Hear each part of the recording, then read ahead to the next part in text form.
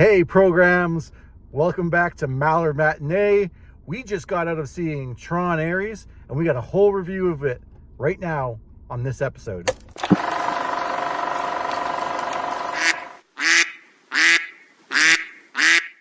Yeah, LewisLightning here with CountryBoy. I'm back, yeah. Yeah, and we literally took about 5 minutes walk over here to set up our film so we can do the review for Tron Ares. We're in a car right now. Yeah, just came out 2 days ago, right? Or it came out this week, yeah. This it week. Depends on where you are. I know they always do the midnight screenings on Wednesdays and Thursdays, but this is the night that we could see it. Yeah, so the sequel to Tron Legacy, the third in the line of the Tron series. Yeah. I guess we'll just spoilers? So we're gonna see spoilers? Yeah, we probably should. This is. If you haven't seen the movie and you don't want spoilers, you probably don't want to watch our review yet. Yeah. Come back and watch it after you've seen it. Or if you're like, you know what, I don't really care, then watch it. You can watch our review. And usually we kind of go through how we first got to know this movie, but this movie came out in trailers maybe 4 years ago or something like that. I don't know if it was that long, but they've been talking about who was in the cast for years and who's. They've announced this movie for years, and there was a trailer a couple years ago, and now we saw the movie. That's about it. And I mean, if you want to know about our history with Tron, you can watch our Tron Legacy review that we've done on the channel as well too. Yeah, that has the whole history of Tron in general for both of us. Yeah. So yeah, let's just go over this movie. Who's it starring? Evan Peters was Dillinger was the original Dillinger's grandson from the first movie. So he's one of the rivals, I guess, of Encom. Yeah. Because they've split. They're no longer, Dillinger is no longer with Encom, and so he's kind of competing with that company. And Gillian Anderson is his mother. Who plays his mother, which was the daughter of the original Dillinger from the first movie. And then the main cast member that everybody knows, Ares, is Jared Leto. Jared Leto, yeah. Yeah, so he's the one that everybody would know from the trailers, and he's probably the first face that you would recognize in the movie. And there's others as well too. Those are the names that I can see right off the bat. There's also this. She's last name's Kim. Is it Eve Kim? Eve Kim was the character. Yeah. I don't know this actor. I've never seen her before. I don't know if I even seen her in any of the marketing, the trailers that I saw. Yeah, she definitely wasn't pushed in the marketing. Her or her partner Seth, I don't remember seeing him, or even AJ, the guy that was running the company. I know I've seen AJ, that actor, in something else, but I don't know him either. Yeah, but I didn't. They really don't market them. They marketed Evan Peters. I've seen Gillian Anderson in some of the trailers, and I've seen definitely Jared Leto and one other character that's from the old movies as well too. Yeah, Jeff Bridges' character Flynn. He makes an appearance. Yeah, which is in the trailer, so I'm not spoiling that right now. You could also say Athena as well. Yes, I don't know her actor either. I've seen her too, but again, I don't know her name. Yeah, I can't say who she is. Just very briefly, we're gonna go through what you thought of each of them, Evan Peters' character, since you brought him up first. Yeah, I thought he did a good job of the entitled, running the company type of character who just wants to make money. He's all business. He doesn't care whose head he gets to chop off to get that, basically. And he did a good job of that character. I thought he fit the role. Well, he definitely got a lot of warnings about don't do this. There's no turning back. Yeah. It's not going to end well for what you're doing. It's not going to end well. But he still goes ahead. He just ignores everyone. He's just power hungry and I don't want to say corrupt, because he doesn't. I mean, he's just doing whatever he wants. He is bending the rules and everything, breaking the rules in a lot of cases. But he's not really. I don't know if it's corruption is the right term. He sees what they can do. He sees the future that he wants, and he's gonna go through anybody to get to it.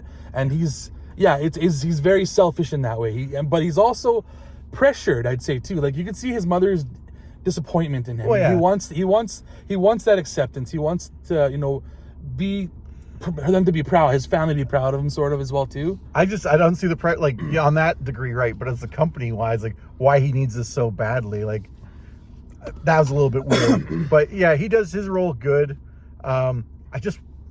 We can get more into the movie itself. I just wish it wasn't so prominent. But we'll move on to Gillian Anderson, who you brought up next, the mother. I'm gonna just lead in and say I didn't really think she was necessary. Like, she is the old mother who's got experience. She has like a more British accent or something. She's definitely very English. Yeah. But the actor that played her father was English too, so it makes sense. But yeah, she's just like the old mom, and she's like, old, experienced. And I think like the Dillingers just naturally have some corruption to them. Yeah. Because she's like, and she's gonna learn it all along the way. Like, it's not gonna end well. Don't mess with this. Yeah. But she just ignored the whole time. I don't think her character was necessary.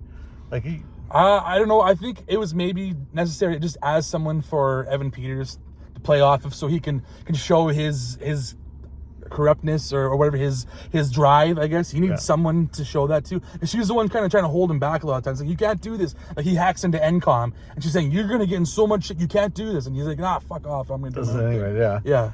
But and then Jared Leto.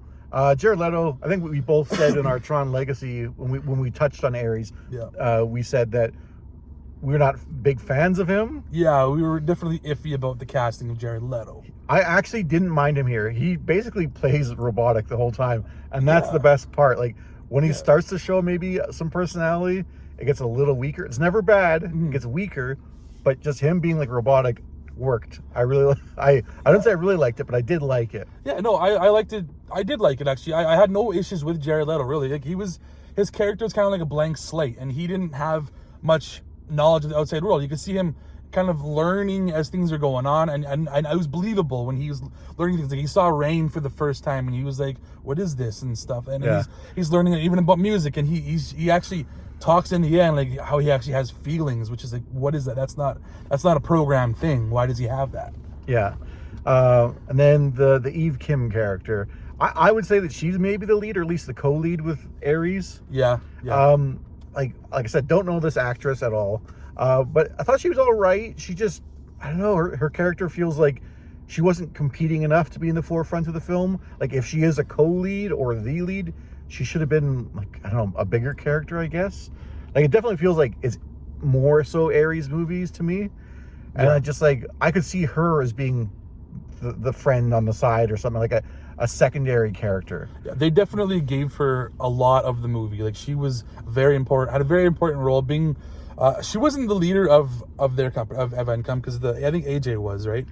She was a big part of it. Yeah, like, she's like more like behind the scenes now, and AJ was like more the forefront. Yeah, is what it seemed like. My one complaint, and maybe it shouldn't be a complaint, because it was her grieving her sister for like the whole movie. I felt like every time they showed her on screen, she'd mention her sister. She'd mention, like, we do get it. Yes, you are doing this for your sister who passed on because she had cancer.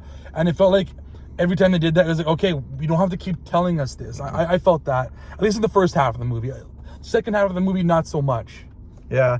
I just thought it was funny because she becomes, I don't know if it's a romantic relationship with her and Ares at all. I don't know. I think it was more of a symbiotic relationship, more so, not so much of a romantic. I almost hinted at being romantic. Yeah, it hinted at it. I don't think it was ever overtly romantic. Yeah. But like, definitely hinted at it, and I just thought it was funny, like, because he's there for like 29 minutes with her, and like, now you guys you're getting into a relationship based on that. 29 minutes with the person. You're close to kissing almost at this point. Like, but they didn't. And then just the side characters, Seth.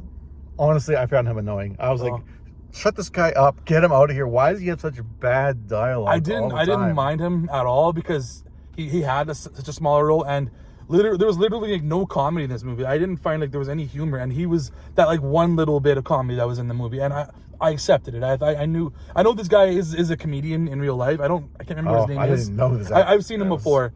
Not a very big, well-known comedian as far as I know, but I do like him. I thought he was okay in the movie. He didn't bother me in any way. And then who else we mentioned? There was AJ, who's even, I would say he's even in the movie less than Seth. Yeah, he was. And he just kind of like the guy who wants to be this face. Like, he wants to put on this cowboy hat and go out and do a big PR thing. I feel like he was the Steve Jobs, or he wants to be Steve Jobs. But it's like that was the one thing he tried to put it on. They're like, no. And then we don't really see him for a lot of the movie. Mm-hmm. And then he comes back at the end and he's like, he said something about like, that's why I'm the CEO, or no, that's why I get the corner office. Is what he said. Because he was able to hack into Dillinger's system. He's like acting a little bit egotistical, but he's not really there enough to really feel that like all the time when he's around. I could almost see if there was going to be a heel turn by anybody, it would have been him. But he wasn't in it enough for it to really. There was also I kind of feel like there's too many characters because there was also this other woman who's with him, the one that took his. Yeah, and I didn't even realize. I totally forgot about her until near the end when she was on the beside him computer, again. yeah. I was like, oh yeah, who the hell is her? Who is she? What's her name? Yeah. Totally throwaway character. I feel like they had something more planned and they maybe cut something because why did they make such a big deal of her in the beginning and then nothing? Yeah. For the rest of the movie. Yeah, she was like his PR person or something like that. Yeah, and then Athena, which I mean, she's kind of robotic like Leto too. Yeah. I think the actress was okay because I mean it's what you're there for. Mm-hmm. But I really felt like the character she's always shown as a lesser subordinate to Ares. Yeah. So spoiler, halfway through the movie, she becomes the more face of the villain. Yeah. And she's chasing him down the whole movie. You're like, well, she can't win. We already know that she's the lesser. In reality, she probably should have been the Ares at the beginning. She should have been the main bad guy, or she should have been the one that Dillinger put in charge because she didn't go against any orders at all. She always followed through. Oh, okay. I thought you were gonna say about Ares, the name, Tron, or Ares and Athena, because Ares is more like the warlike one. Oh yeah. Personality-wise, yeah, you're right. They are more switched. And Athena's the one that's intelligent, the smart. god of war, and she's definitely for sure more of that. They swapped those two around. It seems. Yeah. And then the only other one to really touch on is just Jeff Bridges, who's mostly there for. I don't want to call it a cameo. It's a little bit longer than a cameo. Yeah, it was like. Okay, we needed to have him. It was kind of almost like your token moment of having Jeff Bridges in the movie. It was an important moment, obviously, but it's like I know in the last review we did with Legacy, I mentioned how he's almost like a Jedi. In that one here, he felt like almost like a Jedi ghost because he was he was he a program? Was he programmed, or is this like a I don't even know who he was. I'm here because of you. You're here. Somehow he's within the program of Tron Ares. Yeah. I don't know how that happens. There's a lot of stuff I'm like, how does that happen? How does this happen? Mm-hmm. But I don't know if he's necessary. Again, I don't know if we needed him. I would actually have preferred Sam from I would have liked to have seen a little bit of Sam. All we got was a picture of him on on a magazine cover or something when he sold the company. Yeah. And I'm just like, what? Why didn't you have him more? And Cora too, a little bit. Just slight little bit of her. But they plaster his Jeff Bridges' face everywhere. There's this Quonset or wherever they go to, and it just got pictures all on this one wall, and they bring them up. Eve's sister was researching, trying to find this code, the permanence code, which is a big part of the movie, which is the important part of the movie. Yeah. Do we really want to go through the whole plot of it? Because that's about all we got left. We don't need to do the whole plot, but I just mean for spoilers wise, we want to lay this all out for people. I mean, starting now, I guess if you don't want to get into the real spoilers, we had some spoilers. We did say some minor things. It was more characterization of it. We'll go big leaps and bounds into it. Sure. So I'm trying to think back to the opening. The opening is basically they're making Ares. Yeah, they're programming him basically. Yeah. And at the same time, Eve is looking for this code that her sister found, she found it, or she discovered it. She knew where it was going to be. I don't think she found it. I don't know if she formally actually did find, but she knew where it was and maybe how to get it. Yeah, she passed away before she had a chance to actually utilize it. So Ares being programmed to basically be a soldier and be the ultimate weapon for Dillinger, and then eventually whatever buyers want to use this program. But it's all a big kind of ploy on Dillinger's part that he can only keep them in the real world when he brings them over. He can only bring them in for about 29 minutes, and then they de-res. Yeah, they de-res, turn to basically die. Yeah. They can be brought back, which is 29 minutes. You keep coming back over and over. And that's one thing that I was okay, so whenever Ares de-res, it looked painful, by the way. Whenever they do, they were So, but when he goes back into the system, they have the memory of the version of them that went out there, I guess. So it's the exact same version of himself. It seems like it, yeah. Yeah, I mean, obviously that is what it is. But at first, I was confused when he came back in. I was so is he not just a copy, or is he still the same? It is the same version, I guess. So then they got to get this code, which they figure out that Eve Kim has, and they send Ares and stuff to try and get it from her. She destroys it, but because she saw it, they can get it from her memory. Yeah. They take her into their grid, trying to get it. But Ares is, after being in the real world so many, a couple of times at least, he's kind of starting to get emotions, and he's starting to like the real world more than the grid. He's curious about it. He wants to explore it. So he kind of has this change of heart, goes against his directives that he's getting from Dillinger. Yeah. And then from there on, it's basically he turns against Dillinger, gets the permanence code, and becomes the permanent being. That's about it. Fights off Dillinger. Mm-hmm. That's the in a big scope. That's how the movie goes. Yeah. And I will say, I know one thing that we were talking about. But I don't even. We might have said it on our Tron review. But one thing that we were a little concerned about is them coming out of the grid for this movie, because one of the things that we love about Tron Legacy is like 90% of the movie is in the grid, and the visuals of that is amazing. And I would agree here too. The visuals amazing, but they come out of the grid for so much of the movie. Yeah, that is like, I'd say like 75% of the movie maybe is out of the grid. Yeah. I mean, the programs come out and some vehicles come out too, and that it looks cool in the real world, but it's not what you. It's not what I want to see in a Tron movie. I don't think it's as cool. Like, it's cool, but not like the real world stuff is a lot of like the Maltese Falcon, where they're constantly chasing this MacGuffin. Yeah. Like trying to, oh, we're gonna get the permanence code from you, and then oh, she's got the code, we're gonna get it from her, and then just constantly going like a chase from one person to the next. It's one long chase in the real world. When you're in like the grid with the short time, it feels a little bit more like Discovery, like, you know, what are we doing here? Or like we're learning, we're doing things. But yeah, like most of the movie isn't that. Yeah, for sure. I mean, but I will say one thing that I did like about this movie, and it's something that I liked about the last movie too, not just the visuals, but the music. The music was very prominent in this movie specifically. The Nine Inch Nails. I'm not even a Nine Inch Nails fan, but I thought that a lot of the beat was really cool. Actually, sometimes a scene might be boring, but listening to the music was actually making it that much cooler. I thought I was the opposite. I do like Nine Inch Nails quite a bit, but I felt this was like all like really low key stuff, and only like the one song at the end that they played, like "Give Me Something to Believe," which is also in the trailer. Yeah, like that was the one song that I was like, oh, this is really kind of upbeat, rocking, and I think it even gets kind of cut short towards the end. But yeah, it's like. Otherwise, everything was just like, I don't really low tones and like, I don't want to say soft, but more subtle. And I was like, I didn't really get into it. I'll say when I really got into it was when Dillinger was hacking into the NCOM company, and it's showing us like a pan through like the NCOM building, and it's going to like their server system, and the music's like really building. I'm like, whoa, why is this music so big? It's just like going through their servers.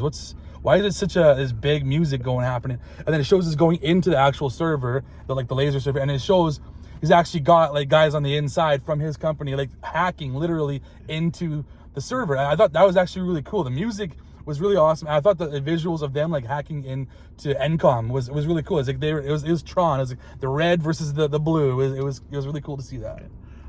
There was like a lot of stuff that left me asking questions, like in the story. I still do too. Yeah. Like, they need the permanence code to exist for more than 29 minutes. And I was just like, well, then how did Cora come out in Legacy? Well, I mean, she was also with Flynn. So did Flynn somehow give her the permanence code at some point? Well, I mean, Ares comes out with Kim, and he's not permanent either. But also when Cora leaves, she has Flynn's disc. So does she have like his... more, I don't know. That would be the only explanation. It doesn't. There's a lot of questions. Like even when they bring things to the real world, how physical is it? Is it like Ares comes in? Is he human now? Is that how things work now? I don't think so. I mean, in the end. Well, both times. I mean, I guess he's not human when he gets derez and all that, because that'd be disgusting if he was human. But I guess even at the end, because he's getting scarred and stuff. But also it's a program. When Kim goes in, Eve Kim goes into the thing, she can't like move at all until they put a disc on her back. Yeah, but that was never a thing before. My reasoning for that was like, because I thought the same thing. Well, maybe because they're in Dillinger's program, it's a different setup. Maybe that's the only thing I could think was it doesn't work exactly the same way as it did in Flynn's world. And that the permanence code or whatever is really just like a trade-off. Like you're basically immortal the original way, but you can only live for 29 minutes. Like you'll die, you can come back, you'll die, you'll come back in only 29 minutes. So it's like immortality in a way, just not like, I mean, you could live in the grid forever. Yeah. Outside only 29 minutes at a time before you have to do it again. Yeah, immortality for 29 minutes at a time. So the permanence one just means like oh, you can live forever, but you can't ever come back. It's like, well, I mean, that kind of lessens it. Like, he's trying to sell the Ares program to militaries and PMCs and stuff, and it's like, why would they want it? Basically, what's a soldier that's only one use if they're permanent? You'd want the ones that are constantly coming back. You can recycle them. Yeah. I guess maybe that's just they didn't know that, Yeah. but it's just like, oh, it's kind of cheapens it or whatever.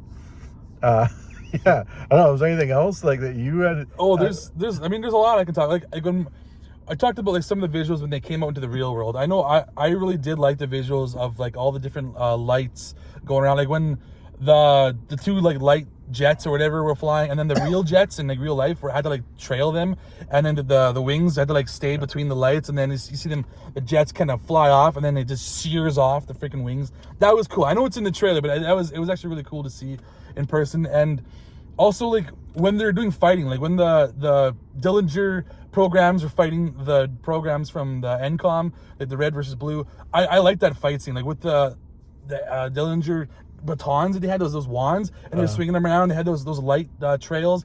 Like at one point, one guy like leans on the light trail, like or even at the end, what's his face, Jared Leto's character jumps off of a light trail, and like it's like that's actually a cool usage of the light trails rather than like just having it for bikes or for planes and stuff like that. That was a really cool usage, I thought. There was two other things that I didn't quite understand or like the drones, because like they now have drones. That's a new thing for this movie. Yeah, but it's like they're in the grid and they're drones, but we're in a computer already and they're programs, but then they're on a computer programmed with drones. It's like there's computers in the computers. I didn't like that. Like I like bikes and stuff. That's more always seems like analog. Yeah. To me, that's like optimizing a program or updating it or something, right? Even the recognizers, I assume were always like big analog things that had those huge steering wheel Which, things. by the way, that recognizer, how did it fit in that warehouse when they built it? You see it getting built, and then you see how big that fucking thing is. It's like the size of a building. How the hell did it come out of that warehouse? I also wonder when it's flying, you see like these little plumes of like whatever it's burning. Like it's got like a little blue flame thing on the tip of it, like a rocket. I'm like, what is it? It's using fuel of some sort. What is it using? Yeah. But you're talking about like the warehouse that you came out of the warehouse. I'm surprised how much Dillinger got away with over the course of like 2-3 days. Yeah. Because like he's flying a helicopter out, and there's police that are like coming to the pier where Ares is trying to get Eve, and like the cops see this and stuff, and the helicopter's there, and they shoot Eve with a gun to bring her in, like the laser beam to get her into their program, and it's just like they have to have like, they're flying a helicopter. You need a flight plan. The cops are seeing someone get vaporized straight in front of them, and they do multiple stuff like this. They break into the system, and it's pretty clear it is Dillinger. Yeah. Then they just next day they do more of the same, and no one does anything. Money talks. Yeah. Just erase it. Nobody's memory. Gone. And I know you probably love this scene. Towards the end, they have to get the code, but Eve broke the original, and they have to go into the old computer. And I'll just let you take it. As soon as you said the original system, I was like, I wonder if they're going to go into the original Tron system, like from the first movie. And that's something that I wanted in the last movie, in Legacy. I just wanted like a quick, like maybe like a 2-minute video showing how they transitioned from the first program or first system to the new system that you saw in Tron Legacy. And your reasoning was, maybe it never actually looked that way. That was just the limitations of the visuals. Yeah. And so it never actually looked that way. This is how it always would have looked if they could have the visuals they wanted to. I like that they did this so that it actually did exist that way, and they have. They did have the old system, and they upgraded the system to how it is. They didn't show any of the old people. It was all Ares, and then Jeff Bridges' character, who, like you said, he exists there because of Ares being there. Yeah, I guess he's within maybe Ares' program, I guess. But there are no other, the classic suit kind of people. I kind of wanted the stupid helmets. I kind of wanted that, just to bring it back that much more. But I thought they did a good job of it, and it wasn't too much of the movie. I thought it was good. They threw us in there. I was happy to see it. It definitely grounded it to the first movie even more. So I was, and even like seeing when they were doing like that presentation with AJ, and you saw people in like fans in the crowd. Oh, yeah. They were wearing like the old school helmets. That I was okay with. The recognizer. Yeah. So it's like, okay, that's cool. They are recognizing that this program or this system did exist as its original version that we know from Tron. I'm thinking those are supposed to be characters within the game of what is it, Space Paranoids or something, or Yeah. But I didn't really care for that much for that going back into that past system. And even like the whited out the face, like it was like black and white, but like obviously like recolored. I loved it. That's what I wanted. I mean, is there anything else you want to say about the movie? We can get into. I think that's good for a quick review out of the theater. We don't have to do too much more. You want to do the good, the bad, and the ugly? I think we should. You want to go first, or sure? Good. I'll say, good for me. The good was going back to the 1982 program or 1982 system, where you do see old version of Flynn, and I just like seeing the old school visuals. Well, yeah, they're dated as hell, but it looks cool because it's so retro. It's done in a modern time, and it did match that look pretty well. I liked it. I liked it a lot. My good. I just like that recognizer. It looks so good. It looks like realistic. Like, I don't know. I'm assuming that was all CG. If it's a prop of some sort. No, they actually made a recognizer and flew it into Vancouver. But I mean, like, it was in Vancouver. Like, somehow they made like a smaller version. You're seeing that in front of like a green screen or something like that. Like, I don't know. It looks really good. I liked how that looked more so than the other ones. So I'm not mentioning like they had like this tank thing and those little flying kind of jetpack things. Just the recognizer to me really stood out. Yeah. If we go to the bad, my bad is probably going to be similar to yours. Too much of the outside world. It was not enough on the grid. Not enough of the visuals that I loved about Legacy. That's what made that movie. Like, that movie would have sucked if it didn't have the awesome 90% of the visuals. This movie, not nearly as much. So that was my bad. Yeah, I'll have to agree. Like, the bad, definitely too much of the real world. I felt it slowed things down. Like, in the beginning, we spent so much time in the real world, and I was just like, when are we going to get to the fireworks factory kind of thing? And reaction was like, come on. For me, my ugly, if we're going to get to the ugly, Seth. I did not like him on screen. I was like, he just annoyed me all the time. He doesn't even feel like a friend. I know him and Eve are supposed to be like friends, but just the way he talks, like, she's doing her thing. Like, you kind of understand what kind of person Eve is based on how much she's like focused and, what she's looking for, what she's trying to do. But he's just like annoying her. Like, I'm gonna make burritos this. I had like 96. It's like, shut the fuck up. Like, why don't you be helpful? I mean, he is in the end when he sets up the laser. That's about it. I don't like him. Well, I liked the character. I liked when Athena like tossed him aside and he basically flew against the arcade machine. Like, he was a rag doll. That was funny. It would have been a great moment for me if he had like had a joystick stuck in his back. Like, didn't have to die, but yeah, he's just like mortal pain. My ugly, well, I say this before in other reviews, it doesn't have to be a bad thing. It's something that sticks out to you. It's something that you found more intriguing maybe sometimes too. It doesn't have to be a bad thing. So this one, mine's just to be an intriguing thing. And it's something that I actually liked too.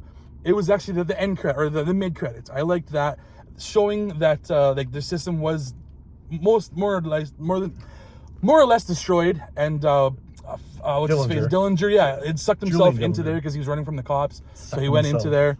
And then you see like the old school disc that he grabs. I'm curious. I don't know why it was the old school disc. That's why I'm not understanding that. But I liked when he grabbed it.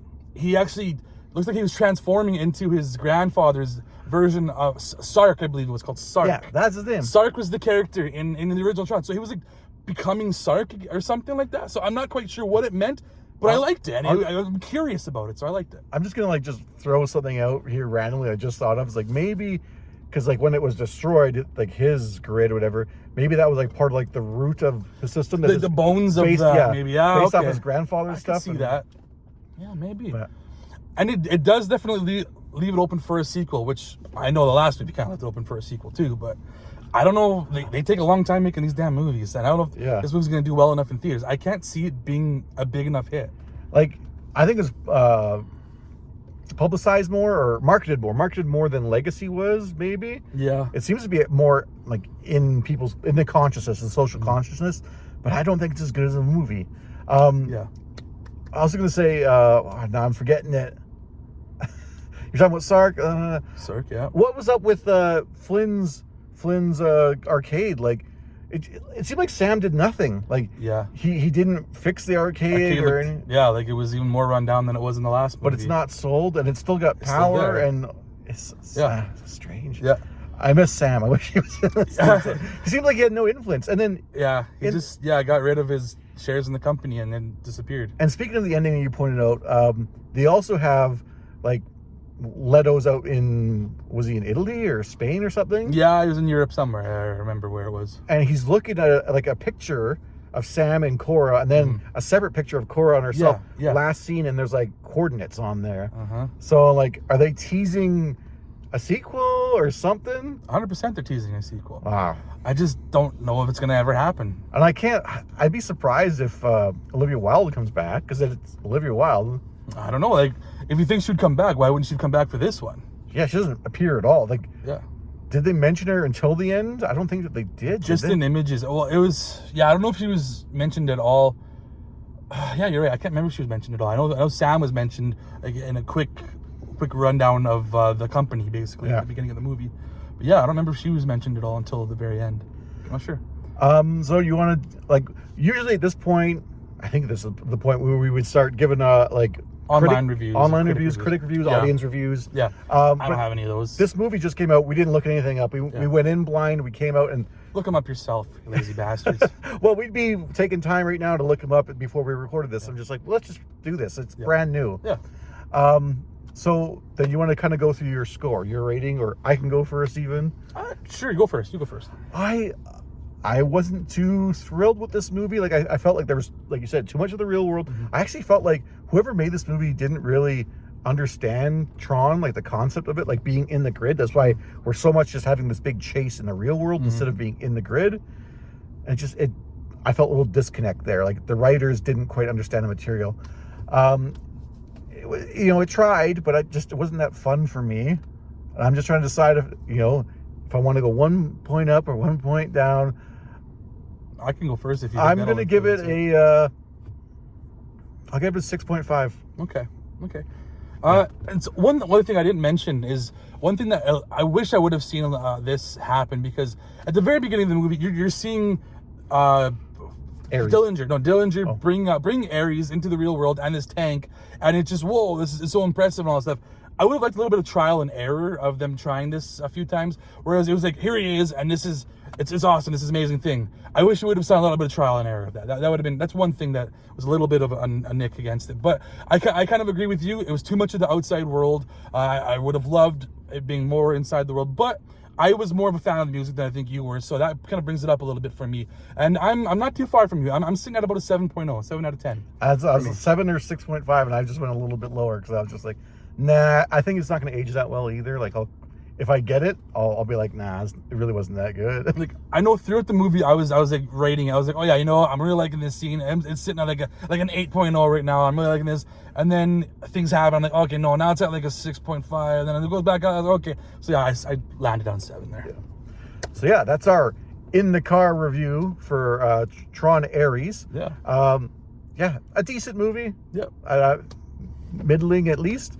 But yeah, we're gonna have some more stuff up this month yet. We got Cabin in the Woods at the end of the month. Yeah. Next month is Old School month. Oh yeah. So you want to give them a laydown of what to expect? Like, you can name them what we're watching if you want. I think we'll let them hang on the line until. We never said what movies we are doing. I think we might have said Cabin in the Woods. I know. Did we say what movie? I know what we said. What theme it was. I don't think we said what movies we were doing. Yeah. Well, basically, Old School month is movies that are like 70s or older. Yeah. So there wasn't a hard limit, but we did pick 2 that are before the 70s. So I guess we call them classics. Yeah, I'd say classics. They're movies that I've been aware of probably my whole life, and I've seen one of them before, the other one I hadn't seen before. So it was neat being able to do that. And then where can they find you at? Oh, you can find me all over the place, especially like right here on YouTube, on Letterboxd, where I do my own reviews, and on Instagram, on Twitch, Twitter, all over the place as CountryBoy_9 or as CountryBoy9er. And you can always find both of us in our other episodes here in Mallard Matinee. You can check them out. We got like Roger Rabbit, Space Cop. Who doesn't want to go to Space Cop? Come on. And Stranger Than Fiction. But yeah, for me personally, you can find me, the LewisLightning, all one word, on YouTube and on Twitch, where it's gameplay videos on YouTube and live gameplay on Twitch. And you can find both of us on another channel on YouTube called Wasted Opinions. That's 2 words. We have a third amigo who's there with us, and we just talk video games, movies, TV shows, wrestling, music, food, whatever catches our fancy that particular episode. And we have Muscat we bring along with us. That's our third amigo. Yeah. Give him a shout out. He's never seen any Tron movie. Believe that? Yeah, he doesn't seem to want to though either. He's more excited about the music in this movie. Yeah, he's talking about 9 Inch Nails. Like, guys, he's like sending us links to the songs in this movie that he's never even gonna see. Yeah, and he like that How It Should Have Ended parody song that they made up. Like he loves that too. Yeah. But anyways, we're gonna go off grid, and we will see you guys later. In the Cabin in the Woods. Next. Coming soon.